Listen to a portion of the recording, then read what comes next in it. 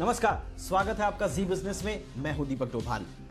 Lockdown में schools बंद हैं और सबसे पहले शायद स्कूल्स ही बंद हुए थे और तब से बच्चों की पढ़ाई ठप है। ऐसे में बच्चों पर पढ़ाई का बोझ बहुत ज्यादा हो गया था, क्योंकि एक तो वो क्लासेस में नहीं जा सकते, स्कूल नहीं जा सकते, ऊपर से घर में पढ़ाई करने के साधन जो हैं बड़े सीमित हैं। आप और हम भी जानते हैं कि ऑनलाइन क्लासेस कितना इफेक्टिव रही हैं।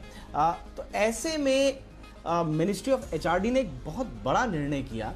वो निर्णय ये था कि बच्चों के कम से कम 9वीं से लेकर 12वीं तक, ये मैं सीबीएसई की बात कर रहा हूँ, 9वीं से लेकर 12वीं तक का जो करिकुलम है उसमें 30% तक की कटौती कर दी गई। अब सरकार का ये कहना है कि सिलेबस में अगर कटौती होगी तो बच्चों पर पढ़ाई का बोझ उतना कम होगा। हालांकि सरकार ने एक तरफ पर साफ कहा है कि ये 30% जो पढ़ाई जो करिकुलम कट किया गया है, पढ़ाई पर इसका असर नहीं पड़ेगा, क्योंकि ये पढ़ाई होती रहेगी बच्चों के लिए। लेकिन एग्जाम और असेसमेंट में ये जो 30% कम किया गया सिलेबस, उसको काउंट नहीं किया जाएगा। अब इस पर पॉलिटिक्स चल रही है, कांग्रेस के अपने तर्क हैं, लेकिन हम आज पॉलिटिक्स के बारे में बात नहीं करेंगे। हम आज बात करेंगे बच्चों की, हम बात करेंगे हमारी एजुकेशन सिस्टम की, और हम बात करेंगे सरकार के इस फैसले की। नितांत राजनीति से अलग हम सिर्फ बच्चों पर फोकस करते हुए, एजुकेशन सिस्टम पर फोकस करते हुए आज ये चर्चा करने की कोशिश करेंगे कि क्या वाकई में सरकार का करिकुलम कट करने का ये फैसला बच्चों को फायदा पहुंचाएगा, या इसकी कुछ चुनौतियां भी हैं, और क्या ये बेस्ट पॉसिबल रिजल्ट या सॉल्यूशन था सरकार की ओर से। इस पर करेंगे चर्चा। बहुत खास मेहमानों का पैनल आज हमारे साथ है, लेकिन सबसे पहले सरकार की ओर से ये जो फैसला लिया गया है, इसके मायने समझ लीजिए इस रिपोर्ट के जरिए, फिर लौटते हैं मेहमानों के साथ।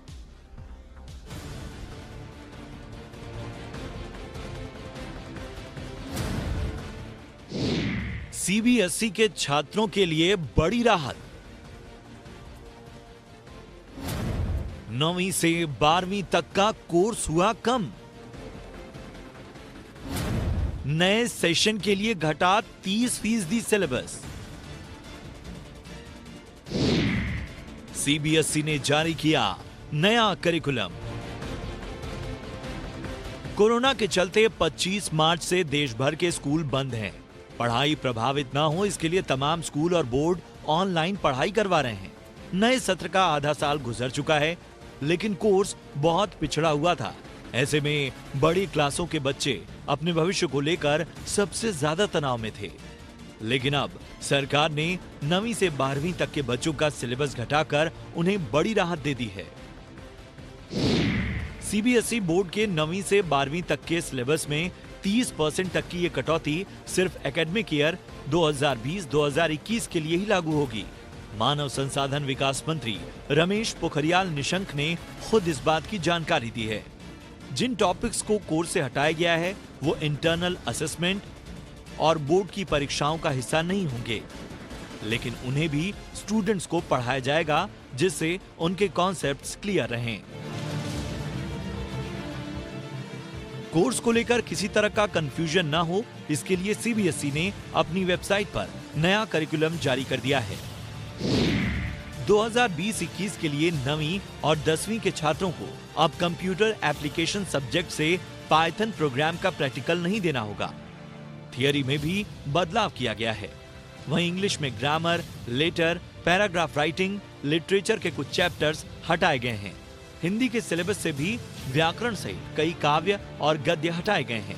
वहीं होम साइंस में 9वीं के लिए खाना बनाना, प्रोसेसिंग, कपड़े सिलना और 10वीं के लिए बच्चों की समस्या, रेडीमेड, कंज्यूमर एजुकेशन जैसे सब्जेक्ट हटाए गए हैं। इसके अलावा मैथ्स, साइंस और सोशल साइंस से भी कोर्स कम किए गए हैं।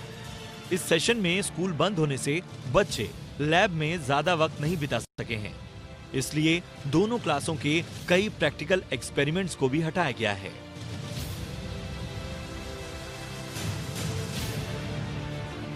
2020-21 के एकेडमिक सेशन में 11वीं और 12वीं के छात्रों को भी सरकार ने राहत दी है। स्टूडेंट्स के लिए इस साल accountancy, economics, applied mathematics, biology, biotechnology, business studies, chemistry, physics, core science, core English और Hindi, geography, history, physical education, political science, psychology और सोशियोलॉजी के कुछ चैप्टर्स हटाए गए हैं। हटाए गए चैप्टर्स को आप सीबीएसई की वेबसाइट cbseacademic.nic.in पर रिवाइज्ड करिकुलम _2021 डालकर देख सकते हैं।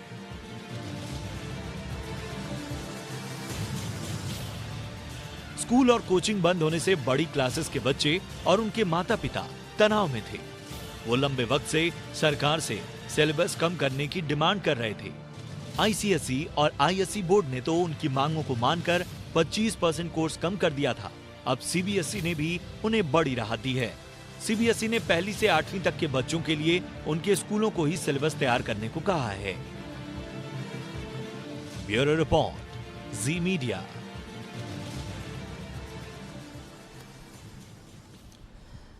अब सवाल क्योंकि बच्चों के भविष्य का है, बच्चों की पढ़ाई का है, और बच्चों की पढ़ाई का मतलब है देश का भविष्य। इसलिए इस पर थोड़ी सी चर्चा, और गंभीर चर्चा, हम जानते हैं इस पर बड़ी राजनीति हो रही है, इसलिए हम आज राजनीति की कोई बात नहीं कर रहे हैं। इसीलिए हमने जो एक्सपर्ट्स बुलाए हैं वो नितांत राजनीति से परे अपने अपने फील्ड्स के बड़े महारथी और एक्सपर्ट लोग हैं, और उनसे हम ये समझने की कोशिश करेंगे कि एक बच्चे के भविष्य पर इसका क्या असर होगा, खासकर कोरोना काल में, क्योंकि एफर्ट्स दोनों तरफ से लगे हैं। सरकार ने भी अपनी तरफ से कोशिश की है, स्कूल्स की भी अपनी जो डिमांड्स थी वो है, और जो हम समाज में जो बच्चे हैं एक्चुअल में, जो स्कूली सिस्टम है हमारा, वो भी हमारे सामने है। तो हम एक ब्रॉडर पर्सपेक्टिव पर बात करने की कोशिश करेंगे। आज की चर्चा के लिए हमारे साथ जुड़े हैं बहुत खास मेहमान। हमारे साथ जुड़े हैं प्रोफेसर JS राजपूत साहब, जो कि पूर्व डायरेक्टर हैं NCERT के, और देश के जाने माने एजुकेशनल एक्सपर्ट भी हैं, शिक्षाविद भी हैं। बहुत बहुत स्वागत है प्रोफेसर राजपूत आपका। हमारे साथ हैं डॉक्टर ज्योति गुप्ता, जो कि डायरेक्टर हैं DPS साहिबाबाद की। बहुत बहुत स्वागत है डॉक्टर गुप्ता आपका। और हमारे साथ हैं जाने माने एजुकेशनल राइट एक्सपर्ट और RTE फोरम के संयोजक अम्बरीश राय, जिन्होंने बहुत लंबा काम किया है बच्चों की बुनियादी शिक्षा को लेकर, और RTE कानून को लेकर अपने आप में इनका एक्सपर्टाइज है। बहुत बहुत स्वागत है अम्बरीश आपका भी। प्रोफेसर राजपूत, मैं आपसे इस चर्चा की शुरुआत करना चाहूंगा। आपको कैसा लगा सरकार का ये फैसला? क्या वाकई में ये सरकार का ये जो फैसला है ये बच्चों के हित में रहेगा, उनके भविष्य को देखते हुए, उनके सर्वांगीण विकास को देखते हुए, खासकर शैक्षणिक विकास को देखते हुए, किस तरह से आप आंकते हैं सरकार के इस फैसले को?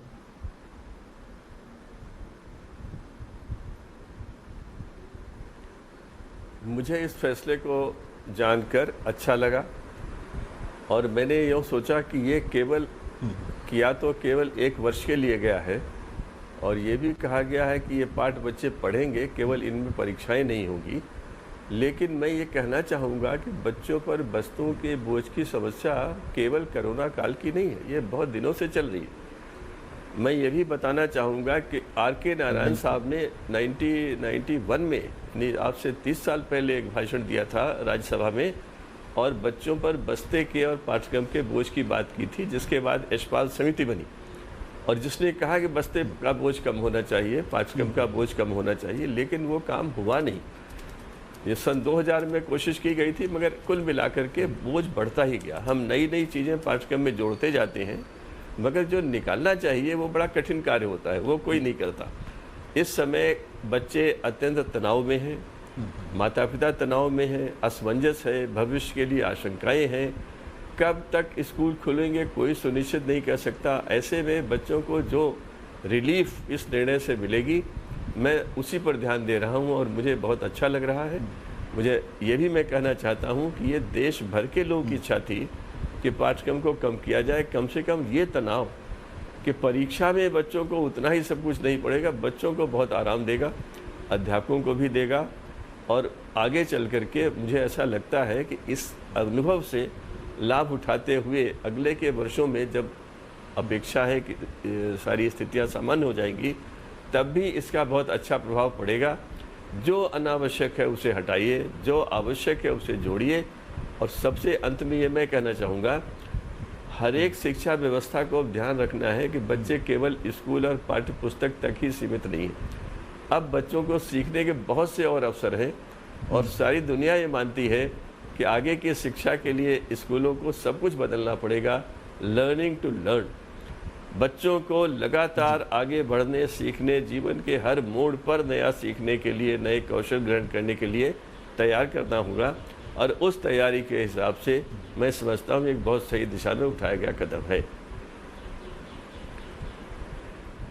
ऑलराइट, लेकिन आपने कहा सर, जैसा आपने कहा कि ये बच्चों को भी सहूलियत देगा और टीचर्स को भी सहूलियत देगा, लेकिन मैंने जितना इसमें पढ़ा है और जितनी इस पर बहस हो रही है, मुझे एक बात डॉक्टर ज्योति, मुझे एक बात थोड़ा सा कंफ्यूजिंग लग रही है। सरकार कह रही है कि हमने जो 30% पाठ्यक्रम हटाया है वो तो सिर्फ एग्जाम और असेसमेंट के लेवल पे हटाया है, वो एग्जाम और असेसमेंट में काउंट नहीं होगा, लेकिन पढ़ाना तो पड़ेगा, उसकी एजुकेशन बच्चों को देना टीचर्स के लिए अनिवार्य होगा। तो ये तो बड़ा कंफ्यूजन हो गया। अब टीचर्स पढ़ाएं जो कट सिलेबस है उसको या नहीं पढ़ाएं, आप कैसे तय करेंगी डॉक्टर गुप्ता? मैं ये कहूँगी यहाँ पर कि बच्चों को पढ़ना और स्कूल्स को और टीचर्स को पढ़ाना सिर्फ एग्ज़ाम की दृष्टि से नहीं चाहिए। क्या कुछ सवाल पूछे जाएंगे एग्ज़ाम में, सिर्फ उसी को मद्देनज़र रखते हुए और बच्चों को पढ़ाना, ये तो वैसे ही ठीक नहीं है। जो करिकुलम है, जो एज अप्रोप्रिएट करिकुलम बना हुआ है, उसको बच्चों को पढ़ना चाहिए और टीचर्स को पढ़ाना चाहिए। वो बात अलग है कि वो चीज़ इस वक्त अगर हम इवैल्यूएट नहीं करते, चाहे वो इंटरनल असेसमेंट में या एक्सटर्नल असेसमेंट में, तो उसका हमारे पढ़ाने पे कोई असर नहीं आना चाहिए। अभी कोविड टाइम, कोरोना टाइम में भी जो है सभी स्कूल्स ने अपनी ऑनलाइन क्लासेस ली हैं, और ये जैसा अभी राजपूत सर ने कहा कि ये चीज़ अभी नई नहीं है, दो ये सिर्फ इसी साल के लिए आई है, पर हमारे जो पहले वाले ऑनरेबल मिनिस्टर HRM थे जावड़ेकर जी, उन्होंने कई दफ़ा इस बात को कहा है कि सिलेबस को रैशनलाइज किया जाना चाहिए। तो बच्चे जितना पढ़ते हैं, क्या उनको उतना क्वांटम ऑफ सिलेबस की ज़रूरत है भी या नहीं? तो ये डिसरप्शन के टाइम पे शायद ये हमें दोबारा से री इमेजिन और री थिंक करने की बात है कि कितना हमें पढ़ाना है और कितना पढ़ाना चाहिए। तो एग्ज़ाम से पढ़ने को और लर्निंग को और टीचिंग को लिंक करना कोई मतलब ज़रूरी नहीं है। तो बच्चे पढ़ें क्योंकि उनको आगे वो कॉन्सेप्ट्स जाके कहीं ना कहीं ज़रूर इस्तेमाल किए जाने होंगे, तो उनको पढ़ने चाहिए। अब जैसे लैंग्वेजेस हैं, लैंग्वेजेस में अगर बच्चों ने लिटरेचर में 2 चैप्टर्स कम पढ़ लिए या 2 कविताएं या 2 पोएम्स उन्होंने कम पढ़ ली, तो उससे कोई फ़र्क नहीं पड़ता, उसमें उनकी स्किल्स और कॉम्पिटेंसीज पे कोई फ़र्क नहीं पड़ेगा। जैसा अभी सर ने कहा, लर्निंग टू लर्न, बच्चों की स्किल्स और कॉम्पिटेंसीज पे इस वक्त ध्यान देना ज़्यादा ज़रूरी है। इतनी जल्दी से ज़माना बदल रहा है, इतना जल्दी से टाइम और वक्त बदल रहा है कि बच्चों को वो स्किल्स लेना और कॉम्पिटेंसीज लेने की ज़्यादा ज़रूरत है। इंफॉर्मेशन, नॉलेज, ये तो आजकल वैसे ही ओवरलोड है बच्चों के पास, तो कुछ भी अगर उनको पता करना है तो वो खुद भी पता कर सकते हैं। आपने बड़ा मौजूद सवाल उठाया है। टीचर का जो रोल है, आपने बिल्कुल सही सवाल उठाया है। मैं प्रोफेसर राजपूत के पास दोबारा से जाना चाहूंगा, उनका टेक लेना चाहूंगा। और सर, कंटेंट कट को जो डॉक्टर ज्योति कह रही हैं कि अगर एक आध चैप्टर, एक आध सब्जेक्ट या एक आध टॉपिक आपने कम ज्यादा पढ़ा दिया तो उससे आपका जो ओवरऑल जो एजुकेशनल अपब्रिंगिंग है उस पर कोई फर्क नहीं पड़ने वाला है। लेकिन प्रोफेसर राजपूत, आप मुझे बताइए, ये जो कंटेंट कट किया गया है, अब हालांकि इस पर मैं नहीं चाह रहा था मैं जाना, लेकिन थोड़ा सा मैं चाहता हूं कि आप अपना अनुभव इसमें थोड़ा सा साझा करें। जो कंटेंट कट किया गया है वो हम कैसे तय करेंगे? वो सरकार तय करेगी, सरकार की बनाई हुई कमेटी तय करेगी, या टीचर्स तय करेंगे, या फिर बच्चों का भी उसमें कोई रिप्रेजेंटेशन होना चाहिए, उसके बाद कंटेंट कट होना चाहिए था? इस पर आपका क्या टेक है सर?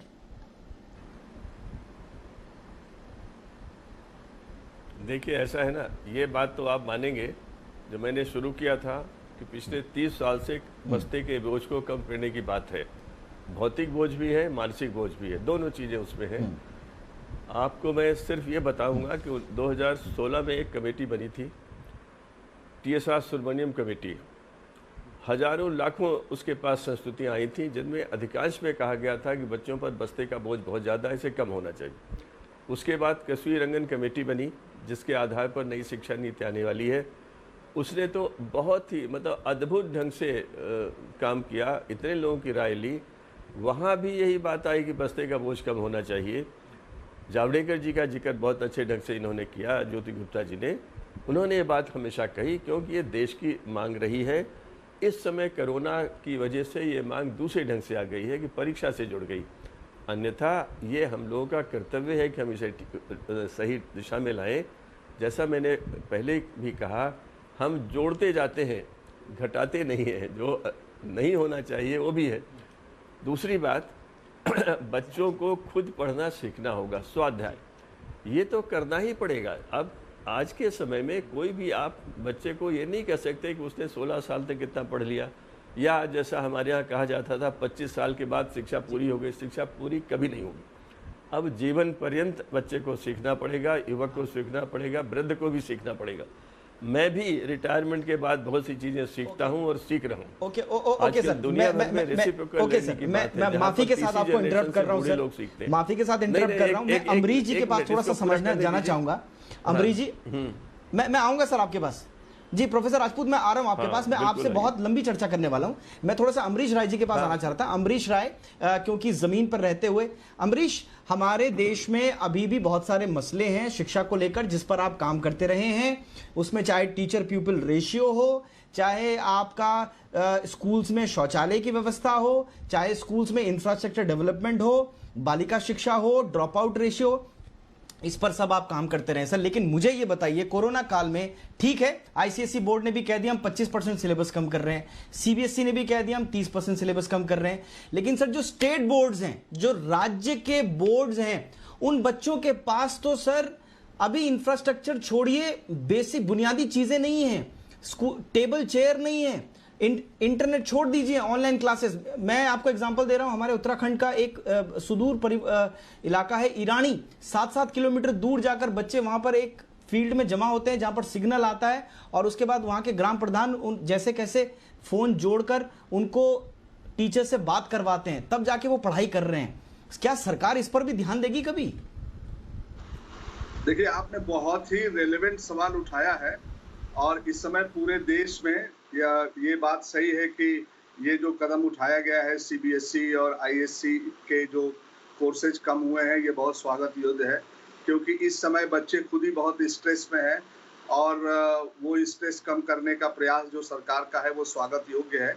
लेकिन अब किन 30% कम करने के नाम पर क्या चैप्टर्स निकाले गए हैं, इस पर कुछ बहस है, जिस पर मैं बाद में बात करूंगा अगर आप इस डिस्कशन को आगे बढ़ाएंगे तो। लेकिन ये जो ऑनलाइन का आपने उठाया है, ये बहुत ही महत्वपूर्ण सवाल उठाया है। आपने देखा होगा कई राज्यों में बच्चों ने आत्महत्या कर ली क्योंकि उनके माँ बाप की आजीविका खत्म हो गई, नौकरी खत्म हो गई, और वो अपने बच्चे को जो ऑनलाइन क्लासेज चल रही थी उसके लिए मोबाइल फोन उपलब्ध नहीं करा पाए। आप जानते हैं कि ये इमरजेंसी पीरियड में तो चलो ठीक है, हम टेक्नोलॉजी के विरोधी नहीं है, लेकिन आप अगर इसको माध्यम बना लेंगे शिक्षा को पहुंचाने का, बच्चों के तक पहुंचाने का, अगर ये mode of teaching and learning process बन जाएगा, तो फिर आप समझ लीजिए कि इसमें 75% बच्चे शिक्षा के दायरे से बाहर हो जाएंगे, क्योंकि इंटरनेट एक्सेस ही देश में 25% से ज्यादा नहीं है, और बिजली की क्या हालत है वो भी आप सब जानते ही है, और बहुत तरह की खाई खड़ी हो जाएगी।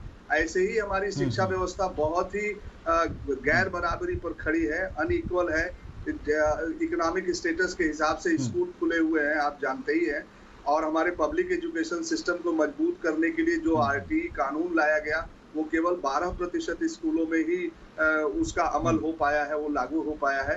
तो आप समझ सकते हैं कि इस गैर बराबरी पूर्ण शिक्षा के ढांचे में एक और खाई हम खोद देंगे अगर हम ये तय कर लेंगे कि अब शिक्षा डिजिटलाइजेशन के जरिए ही दी जाएगी, तो क्योंकि डिजिटल एजुकेशन जो है वो सोसाइटी से आपको डिस्कनेक्ट कर देती है, और इसमें टेक्नोलॉजी कंपनियां अपना बिजनेस बनाएंगी, केवल शिक्षा देने का काम इसमें नहीं हो सकता। शिक्षा अगर सोसाइटी से नहीं जुड़ी हुई है, अगर वो पीयर लर्निंग से नहीं जुड़ी है, क्रिटिकल थिंकिंग से नहीं जुड़ी है, अगर सोशलाइजेशन से नहीं जुड़ी है, तो फिर वो शिक्षा है नहीं असल में।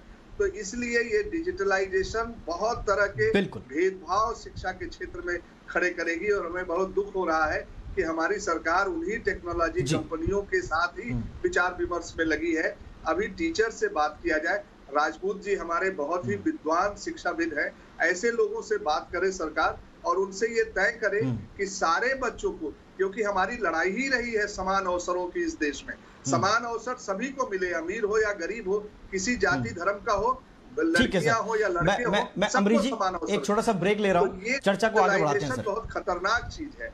ठीक है सर, एक छोटा सा ब्रेक। स्वागत है। तो सरकार ने सीबीएसई के सिलेबस में 30% सिलेबस कटौती की घोषणा की है और ये उम्मीद जाहिर की है कि इससे बच्चों पर करिकुलम का बस्ते का बोझ कम होगा, खासकर कोरोना काल में उनको एक बड़ी राहत मिलेगी, कम से कम पढ़ाई के लिहाज से। Professor JS. राजपूत, मैं थोड़ा सा आपको फिर एक बार इन्वॉल्व करना चाहूंगा डिबेट में और ये पूछना चाहूंगा सर, क्या ये बेस्ट पॉसिबल सॉल्यूशन था या आप कुछ और अपने अनुभव से इसमें जोड़ सकते हैं या सरकार को सलाह दे सकते हैं?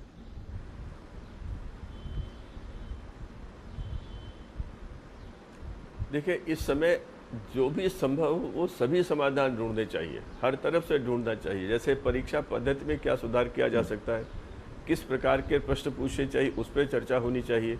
लेकिन पाठ्यक्रम कम करके जो कदम उठाया गया है वो महत्वपूर्ण है और बच्चों के लिए स्वागत योग्य है, हर तरफ से। मैं थोड़ा सा अमरीश राय जी की बात पर कहना चाहूँगा, ये चिंता देश भर में है कि अगर डिजिटल शिक्षा हमें लगातार बढ़ानी पड़ी, कुछ और महीने यही स्थिति बनी रही, जो मैं आशा करता हूं कि वैक्सीन निकल आएगा और नहीं रहेगी, तो समस्या बढ़ेगी, अलगाव बढ़ेगा और देश में जो शिक्षा दो हिस्सों में विभक्त है वो विभाजन और गहरा हो जाएगा। लेकिन इससे ये जुड़ा हुआ नहीं माना जाना चाहिए। 30% एक साल के लिए परीक्षा में पाठ्यक्रम को हटा देना या कहना उससे प्रश्न पूछे जाएंगे, वो अलग स्थिति है। और जो प्रश्न आपने उठाया है वो प्रश्न बहुत बड़ा प्रश्न है, उस पर विचार होना चाहिए। और मैं तो हमेशा मानता हूँ कि जो जैसे 30% घटाने की जो बात है, मंत्रालय के स्तर पर यह निर्णय लिया जा सकता है कि 30% होगा, 25% होगा, लेकिन क्या हटाया जाएगा, इसके लिए आपको अपनी संस्थाओं पर विश्वास करना पड़ेगा। सीबीएसई सारे देश में विदेश में अत्यंत साख वाली संस्था है, उसने शिक्षा के क्षेत्र में बहुत बड़े योगदान किए हैं। बिल्कुल। और जब उसने ये निर्णय लिया तो आप निश्चित मानिए, और मैं उसको जानकारी के आधार पर कह सकता हूँ कि शिक्षाविदों से राय ली है, अध्यापकों से राय ली है, स्कूल के प्राचार्यों से राय ली है, उसके बाद ये तय हुआ, कठिनाई का स्तर देखा है, ये संभावना भी देखी है कि इन अध्यायों को बच्चे क्या अपने मनोयोग से पढ़ लेंगे। उस सबको देखकर उन्होंने अत्यंत गहन विचार विमर्श के बाद ये कहा है इनको हटाया हुआ है। लेकिन ये चर्चा इस पर कभी भी हो सकती है कि शिक्षा में जो अलगाव बढ़ रहा है, जो भेदभाव बढ़ रहा है, वह सही नहीं है। और उसके लिए बिल्कुल आपने सर ठीक इशारा किया सरकार कि ये चर्चा नितांत आवश्यक चर्चा भी है सर, बिल्कुल आपने ठीक कहा, और इस पर चर्चा अलग से होनी भी चाहिए सर। और जब भी हम इस पर चर्चा करेंगे तो ज़रूर आपकी राय इसमें बड़ी ही प्रभावी राय होगी। बहरहाल डॉक्टर ज्योति, जैसा कि प्रोफेसर राजपूत कह भी रहे हैं, सरकार ने एक कोशिश की है और ये कम से कम जैसा प्रोफेसर राजपूत कह रहे हैं कि भाई बहुत लंबी बस्ते का बोझ कम करने की कवायद जो बहुत लंबी थी, उसकी मांग बड़ी पुरानी थी, लेकिन प्राइवेट स्कूल्स पर आकर बार बार बस्ते का बोझ जो है, ये सीधा सीधा आरोप प्राइवेट स्कूल्स पर लगता है कि अपने निहित स्वार्थों के चलते बस्ते का बोझ बढ़ाकर, किताबों का बोझ बढ़ाकर, करिकुलम का बोझ बढ़ाकर प्राइवेट स्कूल्स अपनी मुनाफाखोरी में मशगूल रहते हैं। मैं ये आरोप की बात में कह रहा हूं, ये मेरा व्यक्तिगत राय नहीं है। लेकिन क्या आपको लगता है कि प्राइवेट स्कूल्स के लिए भी एक समय आ गया है कि करिकुलम में थोड़ा सा रैशनलाइजेशन किया जाए, एक ठोस सोच के साथ करिकुलम कम करने की कवायद की जाए ताकि बस्ते का बोझ कम हो, पढ़ाई का बोझ कम हो?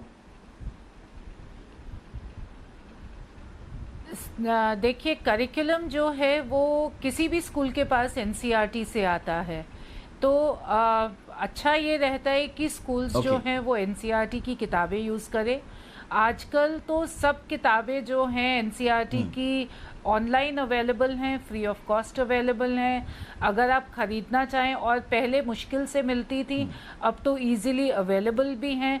तो मुझे ये समझ में नहीं आता कि अलग से और किताबें लेने का क्या मतलब है।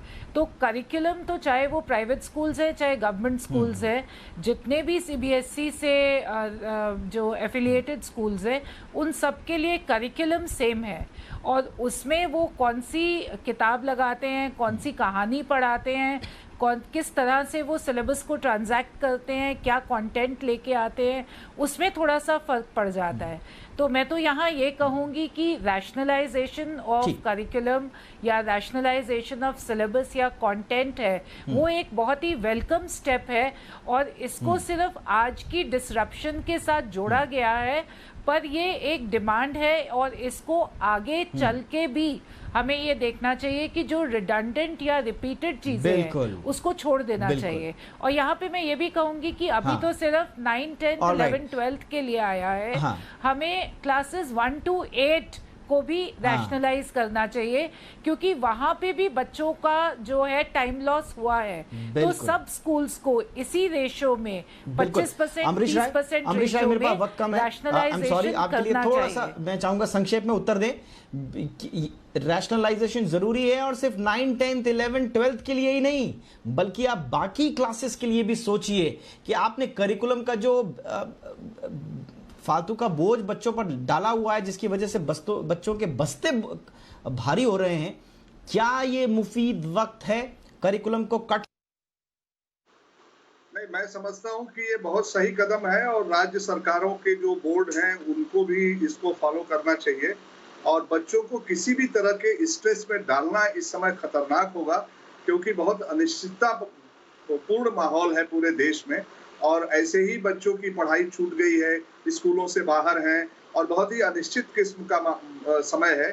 इसमें परीक्षा का स्ट्रेस हो या बस्ते के बोझ का स्ट्रेस हो, उससे मुक्त करना बहुत जरूरी है और सरकार ने सही कदम उठाया है।